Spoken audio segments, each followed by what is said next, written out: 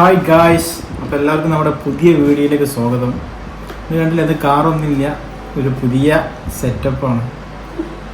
അപ്പോൾ നമ്മുടെ ഇപ്പോൾ കഴിഞ്ഞ ദിവസം നമ്മുടെ MLA ഉമാ തോമസ് എറണാകുളം സ്റ്റേജിൽ നിന്ന് വീണു. ഒരു അത്യാവശ്യം ഗുരുതരമായ പരിക്കോടെ ഹോസ്പിറ്റലാണ്. അപ്പോൾ എന്താ സംഭവം എന്ന് വെച്ച് കഴിഞ്ഞാൽ, നമ്മുടെ ദിവ്യ ഉണ്ണി നേതൃത്വത്തിൻ്റെ ഭരതനാട്യം 12,000-12,000 ആളുകൾ ചേർന്നിട്ട് അടിപൊളി Bharatanatyam Guinness book of world റെക്കോർഡ്സിലൊക്കെ ഇടം പിടിക്കാൻ വേണ്ടിയിട്ട് ഒരു സംഘാടകർ നടത്തിക്കൊണ്ടായി. അപ്പോൾ അതിൻ്റെ ഒരു ചടങ്ങിലും കാര്യത്തിലാണ് നമ്മുടെ MLA ഉമാ തോമസ് ആക്സിഡൻ്റലി സ്റ്റേജിൽ നിന്ന് താഴെ വീണു. പക്ഷെ ഇതിൻ്റെ രസമല്ല, ഇങ്ങനെ MLA വീണത് കൊണ്ട് ചില കള്ളത്തരങ്ങൾ നമ്മൾ ജനങ്ങളുടെ മുന്നിലേക്ക് മാധ്യമങ്ങളും മറ്റുള്ളവരൊക്കെ പുറത്ത് എത്തിച്ചിട്ടുണ്ട്. അതിന് കാരണം ഈ ഒരു ഇൻസിഡൻ്റാണ്. ഈ ഒരു ഇൻസിഡൻറ്റ് ഉണ്ടായിട്ടില്ലെങ്കിൽ ഈ വക പരിപാടി, ഈ കള്ളത്തരങ്ങൾ നമ്മൾ അറിയില്ല. പക്കാ കള്ളത്തരം.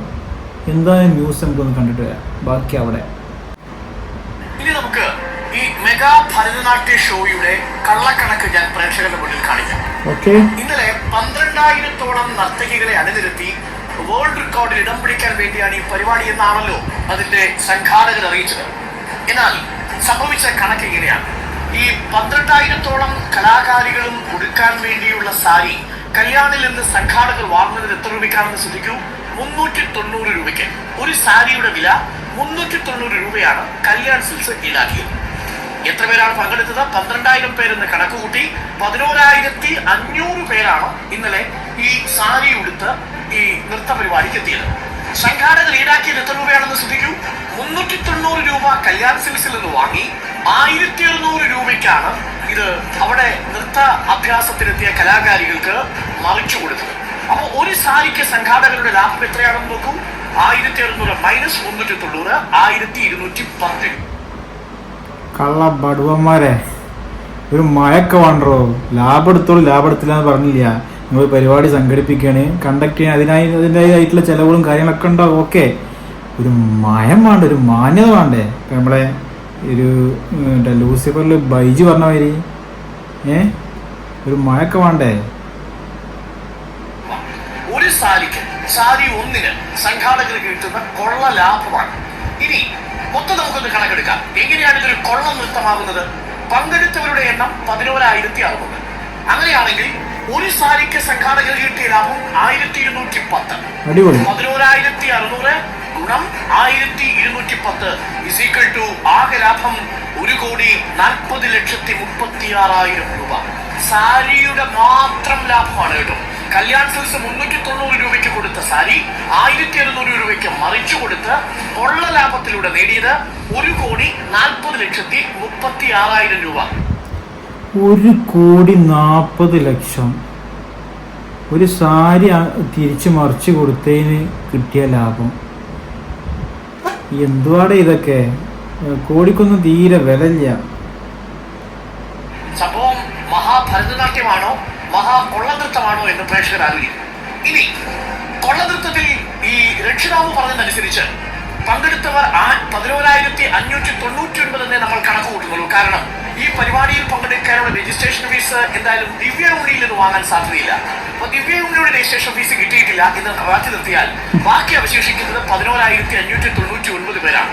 ഈ ഓരോരുത്തരുടെ കയ്യിൽ നിന്നും ഈ പരിപാടിയിൽ പങ്കെടുക്കാൻ രജിസ്ട്രേഷൻ ഫീസായിട്ട് വാങ്ങിയ തുക നോക്കൂ. 3,500 രൂപ. രക്ഷിതാവ് പറഞ്ഞതനുസരിച്ച് 3,500 രൂപ വീതം ദിവ്യ ഉണ്ണി ഒഴിച്ച് 11,599 പേർ രജിസ്ട്രേഷൻ നൽകിയിട്ടുണ്ടെങ്കിൽ ലാഭം 4,05,96,500 രൂപ. 4,96,000 വേറെ രജിസ്ട്രേഷന്. പരിപാടി ഉഷാറാണ്. ഇത് ആരാ ഐഡിയ ചെയ്യുന്ന സംഭവം പൊളിച്ചിരിക്കണം. നൈസായിട്ട് ഇതൊന്നും ആരും അറിയാതെ കീശയിലാക്കാന്ന് വിചാരിച്ചാ. പക്ഷെ എന്താ ചെയ്യാ, ദൈവം മറിച്ചാണ് പ്ലാൻ ചെയ്തത്. ട്വിസ്റ്റ് വന്ന് അല്ലെങ്കിൽ മന്ത്രിക്ക് ഇപ്പോൾ സ്റ്റേജിൻ്റെ ആ മൂലൊക്കെ പോലും വീഴാനൊക്കെ വല്ല കാര്യമുണ്ടാ? ഈ ഒരു സംഭവം ഉണ്ടായതുകൊണ്ട് ഇതൊരു ചർച്ചയായി, മാധ്യമങ്ങൾ ഏറ്റെടുത്ത് മുഖ്യധാര ന്യൂസിലേക്ക് ഈ ഒരു വിഷയം വന്ന് എന്താ ചെയ്യാ. പുലിവാല് പിടിച്ചിട്ടുണ്ട്. ബാക്കി നമുക്ക് കാണാം. ഏതായാലും നല്ല ലാഭത്തിന് വേണ്ടി പരിപാടി നോക്കിയല്ലേ, കുറച്ചൊക്കെ അനുഭവിക്കൂ. 4,96,500 രൂപ രജിസ്ട്രേഷൻ ഇനത്തിലും സംഘാടകർക്ക് കിട്ടി. ആകെ 10 ലക്ഷത്തിൽ താഴെയാണ് GCDAക്ക് ഈ നെഹ്റു സ്റ്റേഡിയം എടുക്കാൻ വേണ്ടി കൊടുത്തിരിക്കുന്ന തുക. ബാക്കി എല്ലാ പരിപാടികളുടെ സംഘാടനത്തിനുമായി 1 കോടി മാത്രം ബാക്കി വെച്ചാലും രജിസ്ട്രേഷൻ ഫീസ് ഇനത്തിൽ മാത്രം 4 കോടിയിൽ 3 കോടി രൂപ ലാഭം.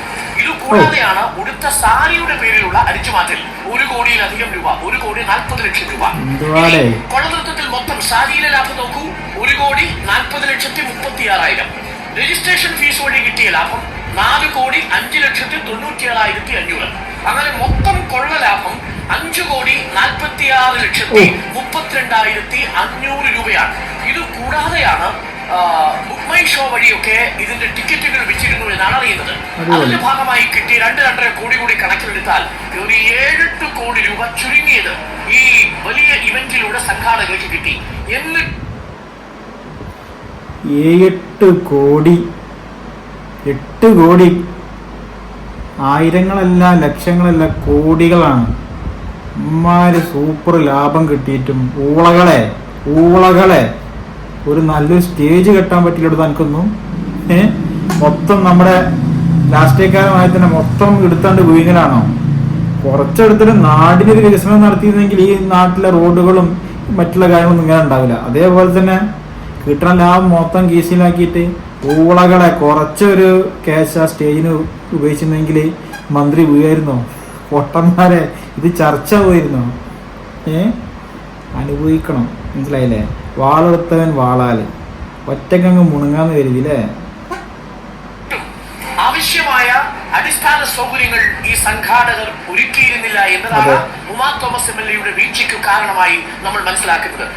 കട്ടിയുള്ള ശക്തമായൊരു ബാരിക്കേഡ് വെച്ച് പോലും ആ സ്റ്റേജ് മറയ്ക്കാൻ അവർക്ക് കഴിയാതെ പോയി. അതിന് വലിച്ചു കിട്ടിയ റിബൺ മാത്രമാണ്, ക്യൂ മാനേജറും കുറച്ച് റിബണും മാത്രമാണ് ഉപയോഗിച്ചത്. കഷ്ടിച്ച് 50 രൂപ വരും എന്നർത്ഥം.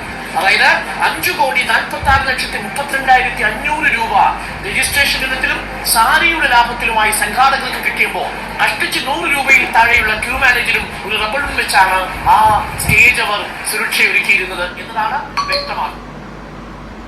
എങ്ങനെയുണ്ട്? 50 രൂപ, കോടികള് മറിഞ്ഞ ബിസിനസ് തന്നെയാണിത്. ബിസിനസ് ലാഭമുള്ള ഈ പരിപാടിയിൽ കണ്ടക്ട് ചെയ്ത, കോർഡിനേഷൻ നടത്തിയ നാറികൾ ഒരു ഊള സ്റ്റേജും കെട്ടി അതിന് കൈവരിയായിട്ടൊരു 50 രൂപേൻ്റെ റിബണും കെട്ടിയിരുന്നു.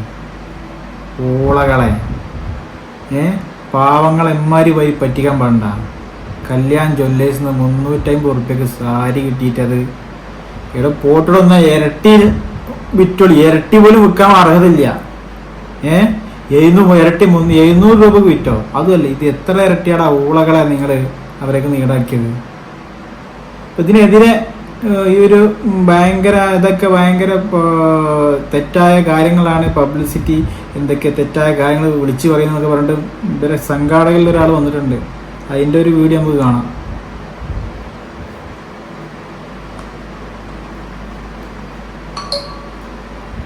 അതും കൂടി കണ്ടു കഴിഞ്ഞാലാണ് ഇത് പൂർത്തിയാവുള്ളൂ.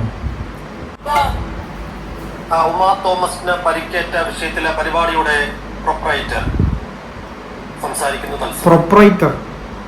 ചെയ്യാൻ ഉദ്ദേശിച്ച പേയ്മെന്റ് നൃത്ത അധ്യാപകരുമായി ഞങ്ങൾ കൂടിയാലോചനയിലൂടെയാണ് നിങ്ങൾ പേയ്മെന്റിലേക്ക് വന്നിട്ടുള്ളത്. ഈ പേയ്മെന്റ് കളക്ട് ചെയ്യുന്നതിനെ സംബന്ധിച്ചിട്ട് അതിന്റെ GST ഞങ്ങളുടെ ബാങ്ക് അക്കൗണ്ട് വഴി മാത്രമാണ് കളക്ട് ചെയ്തിട്ടുള്ളത്. 3,500 രൂപ, 2,900 രൂപയാണ് ഞങ്ങൾ കളക്ട് ചെയ്തിട്ടുള്ളത്. GST ടോട്ടൽ ക്യാഷ് 3,56 ലക്ഷം രൂപയാണ് ഞങ്ങൾ കളക്ട് ചെയ്തിട്ടുള്ളത്.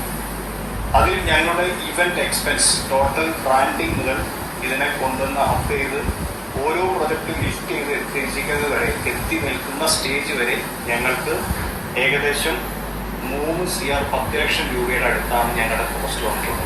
അതിൻ്റെ വിശദമായ ഡാറ്റ ഞങ്ങളുടെ കമ്പനി അതുപോലെ ഞങ്ങളായിട്ട് അസോസിയേറ്റ് ചെയ്ത കമ്പനി ഏത് സാഹചര്യത്തിലും തരാൻ ഞങ്ങൾ തയ്യാറാണ്.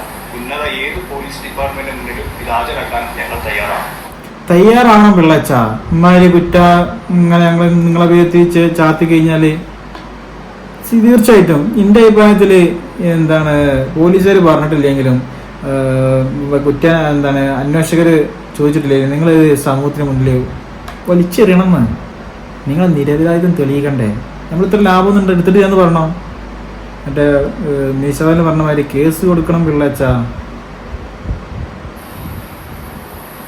മറ്റു കാര്യങ്ങൾ പറയാനുള്ളത് നമ്മുടെ എതിരെ പഠിച്ചുകൊള്ളുന്ന വ്യാജ ആരോപണങ്ങൾ, നമുക്കും ഫാമിലിയുണ്ട്, കുട്ടികളുണ്ട്, അവർക്ക് പോകണം. അപ്പോൾ ഇതൊരു വല്ലാത്ത ചീറ്റിംഗ് കേസായിട്ട് ഞങ്ങളെ ഹൈലൈറ്റ് ചെയ്തുകൊണ്ടിരിക്കുകയാണ് മൊത്തത്തിൽ. അതിൻ്റെ യാതൊരു പങ്കും ഞങ്ങൾക്കില്ല. ഞങ്ങളുടെ കയ്യിലുള്ളതെല്ലാം വാസ്തവമാണ്. അതിൻ്റെ മുഴുവൻ ഡാറ്റയും ഞങ്ങളിൽ കറക്റ്റ് കണ്ടിന്യൂറ്റിയിൽ പോകുന്ന കാത്തു സൂക്ഷിച്ചുകൊണ്ടിരിക്കുന്നതാണ്. ചെലവ് കണക്കെന്ന് പറയുന്നത് ഗിന്നസ് വേൾഡ് റെക്കോർഡിനെ പേയ്മെന്റ് അടച്ച് കൊണ്ടുവരുന്ന മുതലുള്ള എല്ലാ ഡാറ്റ കണക്കുകളും ഞങ്ങളുടെ കയ്യിലുണ്ട്. ഏകദേശം 24 ലക്ഷം രൂപയാണ് ഗിന്നസ് വേൾഡ് റെക്കോർഡിന് ഇന്ത്യൻ മണിയായിട്ട് നമ്മൾ ട്രാൻസ്ഫർ ചെയ്ത് കൊടുക്കുന്നത് ബാങ്ക് ത്രൂ. 390 രൂപയാണ് നമ്മൾ സാരിക്ക് കൊടുത്ത ക്യാഷ്. ഈ 390 രൂപയുടെ സാരി ഈ 1600 രൂപ ആളുകളിൽ നിന്ന് മേടിച്ച കണക്കെങ്ങനെയാവുന്നത്? ഈ 1600 രൂപ മേടിച്ച കണക്ക് ഞങ്ങൾക്കറിയില്ല. കാരണം വെച്ചാൽ ടീച്ചേഴ്സാണ് ഇത് കളക്ട് ചെയ്തുകൊണ്ടിരിക്കുന്നത്. ടീച്ചേഴ്സിന്റെ ഡ്യൂട്ടി മൃദംഗാഭിഷിലേക്ക് 3500 രൂപ അടയ്ക്കാന്നുള്ളൂ. അവർക്കാണ് ഞങ്ങൾ സാരി നൽകുന്നത്. അല്ലാതെ ഈ സാരിക്ക് എക്സ്ട്രാ ഒരു ബിസിനസ് മൃദംഗാഭിഷിന്റെ ഭാഗത്ത് ഇല്ല. അത് അടിവരട്ട സത്യമാണ്. ഇവര് പറഞ്ഞത് 390 രൂപ സാരിക്ക്, അത് സമ്മതിച്ചു. പക്ഷേ 1600 രൂപയുടെ കണക്ക് എങ്ങനെയെന്ന് റിപ്പോർട്ടർ ചോദിച്ചപ്പോൾ അപ്പോൾ ഇത് ഇവർ നേരിട്ടത് കളക്ഷൻ ചെയ്യണില്ല, ടീച്ചേഴ്സിനാണ് അത് കൊടുക്കുക. അപ്പോൾ ടീച്ചേഴ്സ് ആയിരിക്കുന്നു, ടീച്ചേഴ്സിൻ്റെ മേൽക്കാണ് ഇതിട്ടിട്ടുള്ളത്. പിന്നെ ടീച്ചേഴ്സ് നാളെ വരും. ഇത് സംഭവം രസമുണ്ട്. ആരാൻ്റെ അമ്മക്ക് ഭ്രാന്തായി കാണാൻ രസം പറഞ്ഞാൽ സംഭവം രസമുണ്ട്. ഉപ്പ് തിന്നവൻ ആരായാലും അത് വെള്ളം കുടിക്കണം, അതാണ് പ്രപഞ്ച സത്യം. മനസ്സിലായില്ലേ? എനിക്ക് നന്നായിട്ട് ഡൗട്ടുണ്ട് വരെ ഉള്ളത് തുറന്നു പറയാലോ.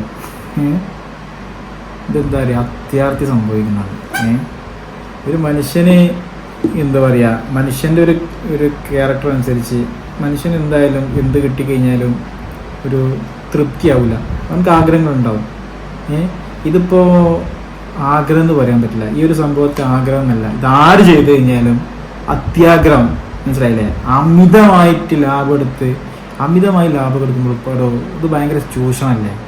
ഇതിപ്പോൾ 12,000 ആളുകളൊക്കെ മുൻനിർത്തി ഭരതനാട്യം കളിച്ചിട്ട് എന്താണ് 12,000 ആൾക്കാരെ പറ്റിച്ചിങ്ങാണ്ടല്ലോ താനൊക്കെ ഗിന്നസ് വേൾഡ് റെക്കോർഡിൽ ഇങ്ങനെ സംഘടിപ്പിച്ചുകൊണ്ട് കയറുന്നത്. അതിലെന്ത് എത്തിക്സായിട്ടുള്ളത്? ഊളകളെന്ന് തന്നെ ഞാൻ വിളിക്കുള്ളൂ, ഊളകളെ.